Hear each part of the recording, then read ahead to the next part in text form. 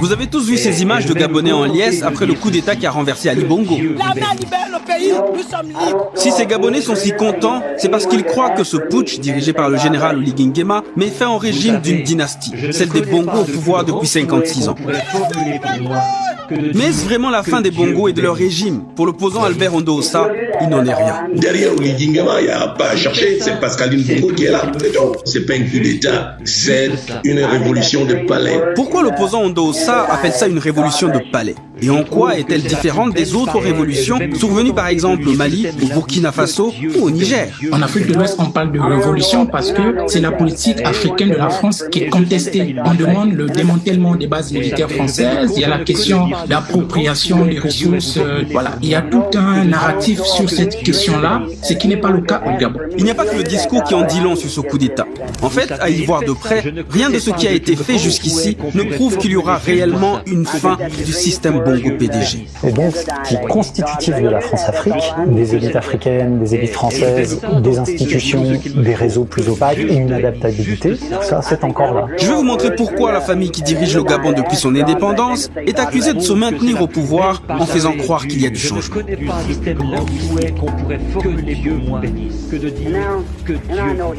La réponse à cette question est oui, selon Albert Ondo-Ossa, principal opposant du président déchu Ali Bongo, et qui répondait aux questions du journaliste de TV5 Monde le 31 août 2023 au lendemain d'un coup d'État. Pour lui, il n'y a aucun doute, un Bongo a remplacé un Bongo. Oligui Nguema est le cousin d'Ali Bongo, donc c'est toujours le système Bongo qui continue. Mais Ondo-Ossa va plus loin. Selon lui, non seulement un Bongo a remplacé un Bongo, mais en plus, derrière le Bongo qui a remplacé Bongo, il y a une autre Bongo.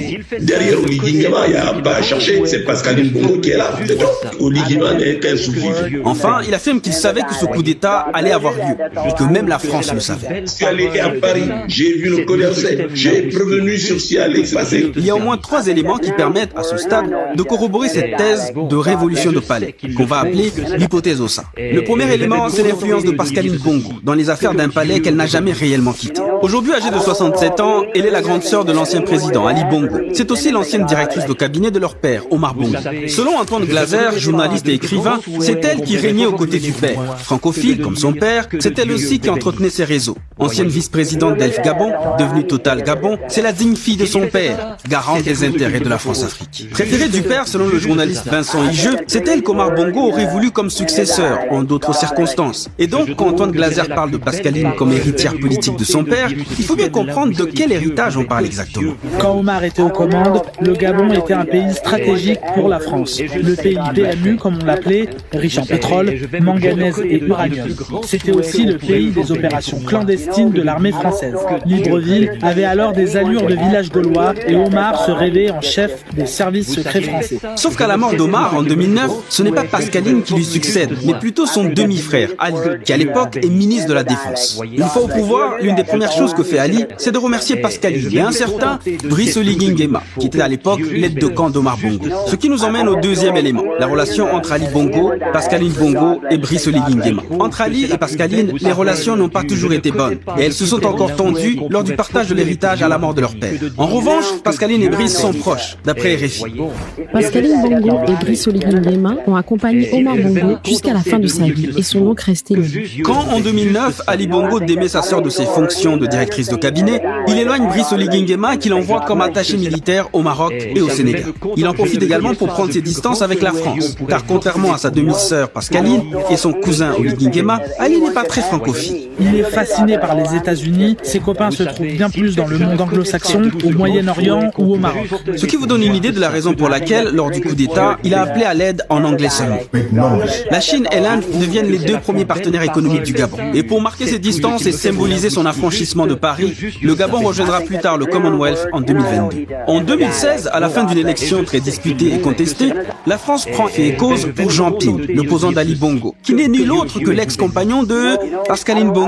Oui, la même Pascaline. En 2018, coup de théâtre. Le président Ali Bongo est victime d'un AVC en Arabie Saoudite et disparaît pendant plus de 10 mois de rééducation. C'est à ce moment-là, plus précisément le 7 janvier 2019, qu'un coup d'État contre lui échoue alors qu'il est en convalescence. Vous vous en souvenez? Eh bien, le le même mois de janvier 2019, Pascaline Bongo faisait son comeback officiel au palais. Elle est rappelée par Brice Lacruche Aliranga, un proche de son père Omar Bongo, et qui est à ce moment-là directeur de cabinet d'Ali Bongo.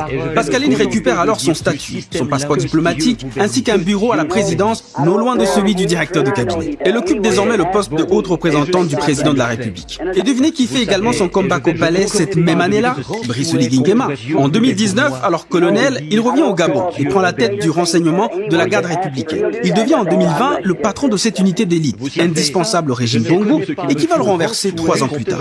En la rappelant au palais, Brice Lacruche Aliranga semble vouloir faire de Pascaline une alliée de poids dans la guerre des clans qui fait rage à Libreville, notamment le clan de plus en plus puissant de la première dame Sylvia et de son fils Nourdine. Âgé de seulement 28 ans, Nourdine Bongo avait commencé à prendre une place importante au palais. Il était chargé par son père de surveiller le directeur de cabinet qui suscitait déjà la méfiance. Et a raison, puisque selon Le Point, Brice Lacruche Aliranga va effectivement essayer à son tour d'évincer Ali Bongo.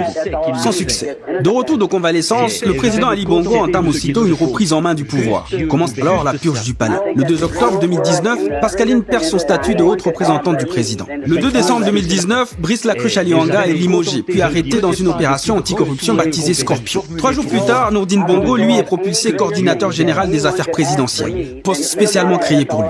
Un poste des prérogatives qui le font apparaître comme le numéro 2 du palais. Et c'est là que les choses commencent à faire sens. Une hypothèse a émergé au Gabon selon laquelle Sylvia Bongo ambitionnerait de pouvoir imposer son fils Noureddine à la tête de l'État en raison du pouvoir qu'elle a pu avoir depuis 2018, peu de temps après que Ali Bongo ait été victime d'un AVC. Autre détail révélateur, la nomination à cette même période de Théophile Ogandanga, un proche de Nourdine Bongo et qui remplace Brice Lacruche Aliranga au poste de directeur de cabinet du président. Et on sait très bien que pour le cas par exemple du PDG qui a la majorité parlementaire, la Constitution pouvait effectivement faire l'objet d'une modification constitutionnelle pour pouvoir rendre effectif ce projet de succession dynastique porté par la première dame au profit de Noureddine. Et donc, quand l'opposant Ondo Ossa parle de révolution de palais, c'est de ce jeu de pouvoir dont il parle. Un Game of Thrones entre clans d'une même famille. Il suggère que ce serait le clan de Pascaline Bongo qui finalement aurait eu raison de celui de son demi-frère Ali et de sa femme Sylvia. La campagne, c'était 60 ans de Bongo, c'est trop. Les Bongo ont trouvé qu'il fallait mettre Ali Bongo de côté et poursuivre effectivement le système Bongo PDG. Si l'hypothèse Ossa s'avère vraie, cela veut dire qu'on assiste au retour de la vieille garde et de ses réseaux france-africains. Ce qui expliquait d'ailleurs pourquoi l'Élysée, qui s'est montré très critique envers les putschistes lors des coups d'État au Mali, au Burkina et au Niger, s'est contenté de condamner le putsch gabonais. Il faut le dire clairement, les intérêts français ne sont pas menacés au Gabon. Mais pourquoi donc? La réponse se trouve dans le 3e et dernier élément, les premières déclarations et actions des putschistes. Intéressons-nous d'abord à ce qu'ils n'ont pas dit et qui pourtant était attendu sur un continent où la politique africaine de la France est très contestée. À aucun moment les putschistes ont dit qu'ils devaient revoir les accords de coopération militaire entre les deux pays. Cette question-là ne s'est pas posée. À aucun moment on a demandé le départ des soldats français stationnés à Libreville. Cette question ne s'est pas posée du tout. Au contraire, le général Oligui Nguema aurait donné des gages et des garanties à la France. Selon Africa Intelligence, il se serait entretenu avec l'ambassadeur de France à Libreville, Alexis Lamec, le jour même du coup d'État, le 30 août 2023.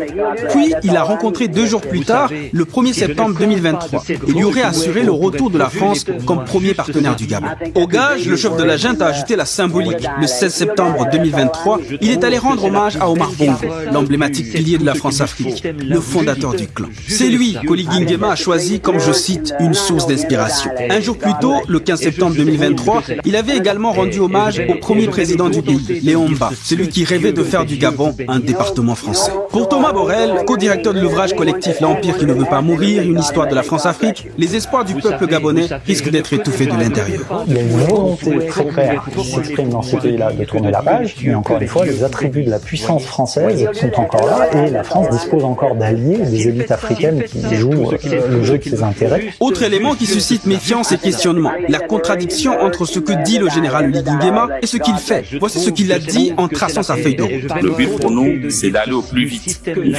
mais sûrement.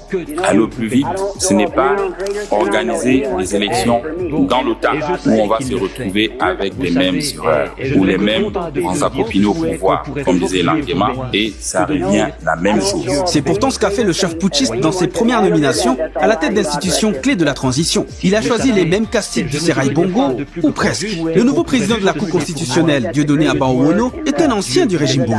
Le nouveau président de l'Assemblée nationale de transition, Jean-François Ndungu, lui aussi est un ancien cacique du régime Bongo, plusieurs fois ministre sous Ali et sous Omar. Le nouveau